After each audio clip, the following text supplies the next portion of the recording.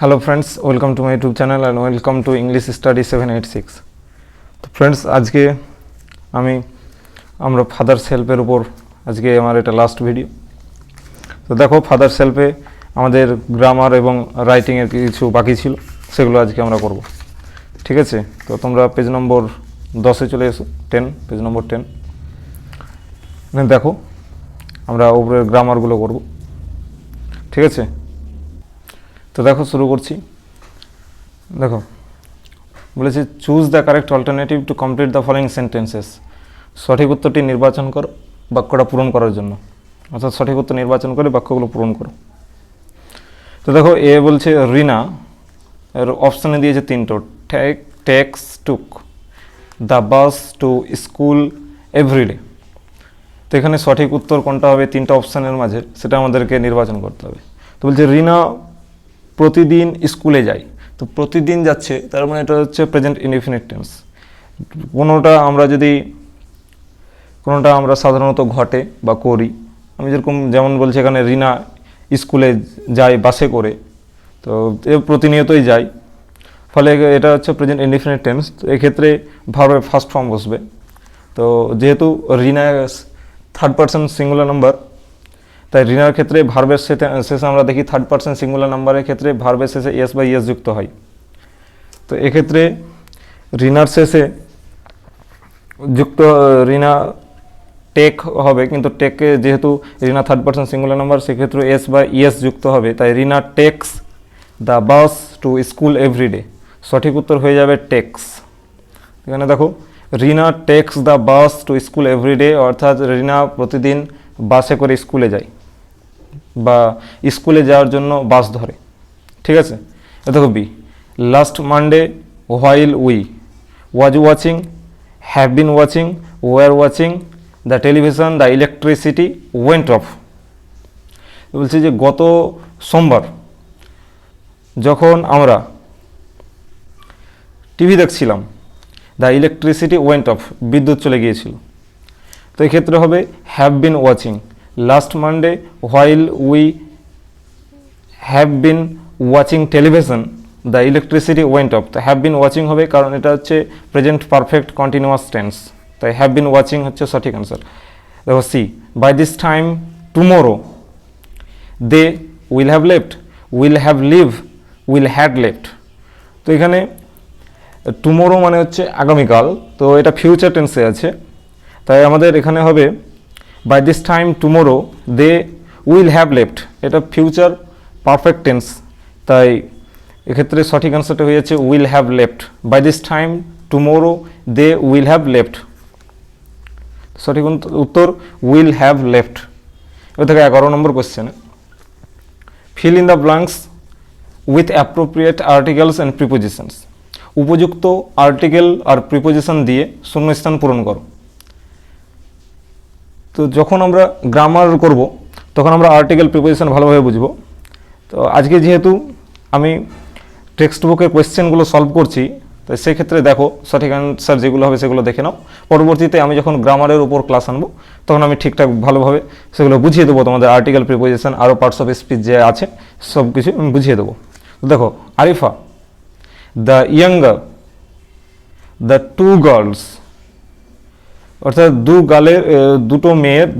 গার্লের বা দুটো মেয়ের মধ্যে আরিফা হচ্ছে ইয়ঙ্গার, তো দুটো গার্লের মানে of.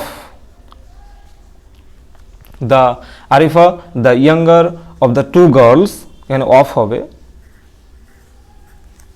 Of the two girls has cracked IIT cracked করেছিল। হোয়াইল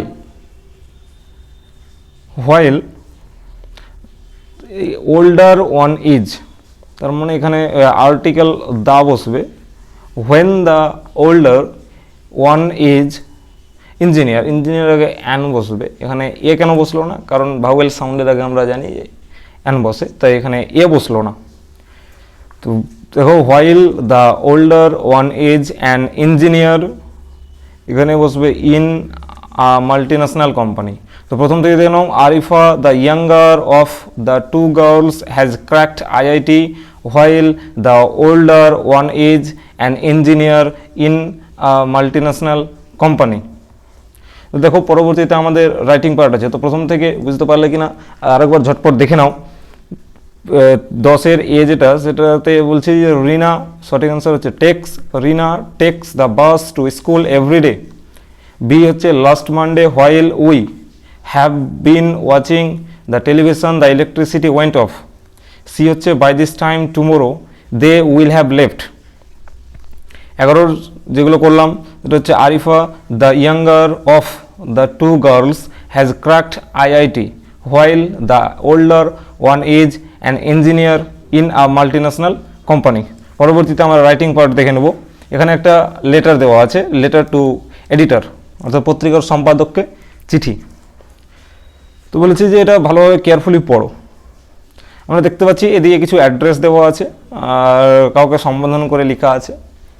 এখানে সাবজেক্ট দেওয়া আছে, সাবজেক্টটা কি ইররেগুলার ক্লিয়ারেন্স অফ গার্বেজ, মানে অনিয়মিত আবর্জনা পরিষ্কার। অর্থাৎ আমরা দেখতে পাই যে অনেক জায়গায় আবর্জনা রাখার যে জায়গাগুলো করা থাকে সেগুলোতে আবর্জনা রাখা হয়, মাঝে মধ্যে সেগুলো পরিষ্কার করা হয় বা প্রতিদিন সেগুলো পরিষ্কার করা হয়, কিন্তু এখানে পরিষ্কার করা হচ্ছিল না, ওর জন্যই এডিটরকে চিঠি লেখা হয়েছিল।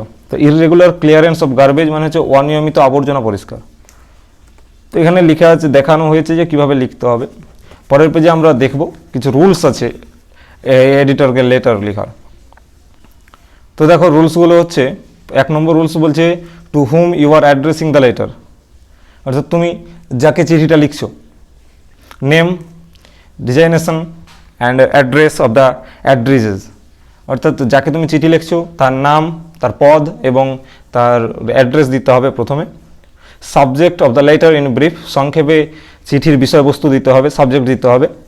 গ্রেটিং বা স্যালুটেশন দিতে হবে, যদি স্যার হন তবে স্যার, ফিমেল হলে সেক্ষেত্রে আমরা ম্যাম বলতে পারি বা ম্যাডাম বলতে পারি। বডি অফ দ্য লেটার, তারপরে আমাদেরকে চিঠির মেন বডি বা মেন বিষয়বস্তু পুরো যেটা আছে, যেটা সম্পাদকে লেখা হয়েছে সেটা পুরোটাই হচ্ছে বডি অফ দ্য লেটার।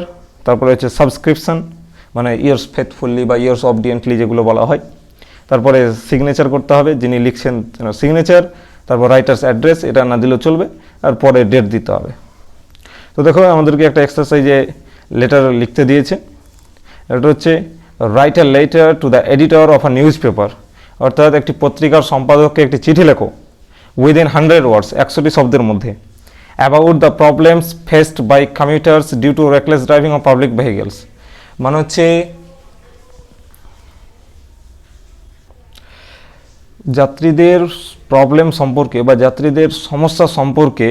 কেন যাত্রীদের সমস্যা, সেটা হচ্ছে বেপরোয়াভাবে যানবাহন চালানোর জন্য। তো বলছি যে একটি পত্রিকার সম্পাদককে চিঠি লেখো যাত্রীদের সমস্যা সম্পর্কে বেপরোয়াভাবে গাড়ি চালানোর জন্য, অর্থাৎ রাস্তায় যে বেপরোয়াভাবে গাড়ি চালানো হয়, তো এর ফলে যাত্রীরা যে সমস্ত সমস্যার সম্মুখীন হয় সেগুলো নিয়ে তুমি পত্রিকার সম্পাদককে একটি চিঠি লেখো। তো দেখো আমি আগে লিখে নিয়েছি, তোমরা ভালোভাবে দেখে নাও। কোয়েশ্চেনটা তো দেখলে, আবার বলে দিচ্ছি। দেখো, write a letter to the editor of a news paper, পত্রিকার সম্পাদককে একটি চিঠি লেখো উইদিন 100 ওয়ার্ডস, 100টি শব্দের মধ্যে, about the problem faced by commuters due to reckless driving of public vehicles, অর্থাৎ পাবলিক যানবাহন বেপরোয়াভাবে চালানোর কারণে যাত্রীরা যে সমস্ত সমস্যার সম্মুখীন হয় সেই সমস্যা সম্পর্কে। তো দেখো এখানে আমরা ওখানে নিয়মে দেখেছি যে রুলস কিছু আছে এডিটরকে চিঠি লেখার বা এডিটরকে লেটার লেখার। তো সেক্ষেত্রে প্রথমেই ডান দিকে আমাদের উপরে দিয়ে দিতে হবে রিসিভার্স অ্যাড্রেস, মানে আমি যাকে লিখছি তার ঠিকানা, তার পদ, মানে কোন পদে আছেন তিনি, এবং তার অ্যাড্রেসটা দিয়ে দিতে হবে। তো আমি এখানে দিয়েছি টু দ্য এডিটর, এডিটরকে চিঠি লিখছি। দ্য স্টেটসম্যান, মানে স্টেটসম্যানসের এডিটর, স্টেটসম্যান একটি পত্রিকার নাম, তো তার এডিটরকে আমি চিঠি লিখছি কলকাতা 7,02,, এটা অ্যাড্রেস দিয়ে দিয়েছি আমি। এবার সাবজেক্ট দিয়েছি reckless driving of public vehicles, মানে পাবলিক যানবাহন বেপরোয়াভাবে চালানো, অর্থাৎ কোনো কিছু পরোয়া না করে খুব স্পিডে যে চালাই সেটাকে বলা হচ্ছে বেপরোয়াভাবে চালানো। তো দেখো কীভাবে লিখেছি। তো তারপরেই তো এখানে দেখলাম যে যাকে আমরা চিঠি লিখব তার পদবি, তার অ্যাড্রেস দিতে হবে, দেন আমাদের এখানে সাবজেক্ট দিতে হবে, তারপর তাকে স্যালুটেশন করতে হবে বা গ্রিটিংস করতে হবে, সম্ভাষণ জানাতে হবে, অভিবাদন জানাতে হবে, যে স্যার বা ম্যাম কিছু বলে। তো তারপরে দেখো, তারপরে হচ্ছে body of the letter. Through the columns of your esteemed daily, আপনার সম্মানিত দৈনিক লেখনীর মাধ্যমে বা কলামসের মাধ্যমে, I would like to draw your attention, আমি আপনার মনোযোগ আকর্ষণ করতে চাই, to reckless driving of vehicles, বেপরোয়াভাবে যানবাহন চালানোর প্রতি, বেপরোয়াভাবে যানবাহন চালানোর প্রতি আমি আপনার দৃষ্টি আকর্ষণ করতে চাই। The problem is going out of hands day by day, দিনের পর দিন সমস্যাটা হাতের বাইরে চলে যাচ্ছে বা নাগালের বাইরে চলে যাচ্ছে। নট অনলি স্পিডিং, শুধুমাত্র গতিই নয়, the drivers always stop beyond the stop line, ড্রাইভাররা সর্বদা স্টপ লাইনটা পার করে গিয়ে থামে।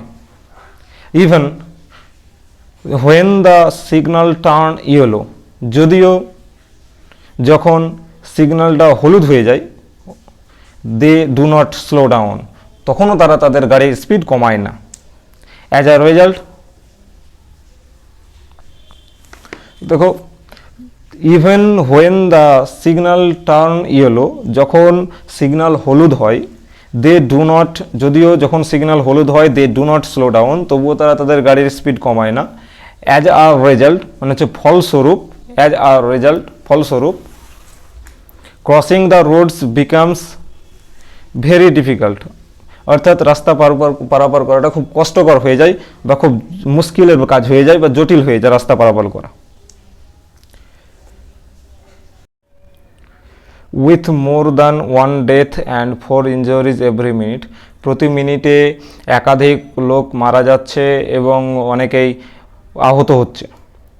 India has the dubious distinction of reporting highest number of road fatalities in the world, ভারত বিশ্বের সবচেয়ে বেশি সংখ্যক সড়ক দুর্ঘটনার রিপোর্ট করার সন্দেহজনক পার্থক্য রেখেছে বা রয়েছে। অ্যান্ড দ্য গভর্নমেন্ট সেজ, এবং সরকার বলেছে, the prime reason is drivers fault, যে প্রধান সমস্যা হচ্ছে ড্রাইভারদের ভুল বা ড্রাইভারদের ত্রুটি, চালকদের ত্রুটি। Now it is time to act sternly, বলছে এখন কঠোরভাবে কাজ করার সময়, এই সময়টা হচ্ছে কঠোরভাবে কাজ করার।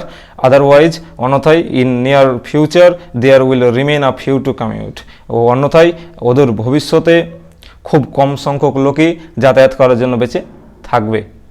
দেখো নিচে তারপরে আমাদেরকে সিগনেচার করতে হবে, লিখতে হবে ইয়ার্স ফেথফুলি বা ইয়ার্স অবডিয়েন্টলি বা ইয়ার্স সিনসিয়ারলি, তারপর নিজের নাম লিখতে হবে, এদিকে বাম দিকে ডেট দিয়ে দিতে হবে, জয় তারিখে তুমি লিখবে তয় তারিখে ডেটটা এখানে বসিয়ে দেবে। ঠিক আছে, তার একবার প্রথম থেকে লেটারটা দেখে নাও, প্রয়োজন পড়লে তোমরা স্ক্রিনশট মেরে নিতে পারো বা ভিডিওটা পজ করে করে তোমরা লিখে নিতে পারো এই লেটারটা। ঠিক আছে, দেখো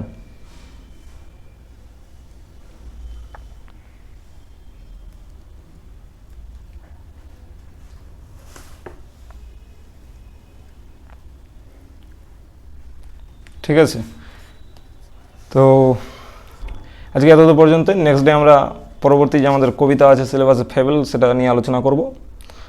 thank you, thanks for watching.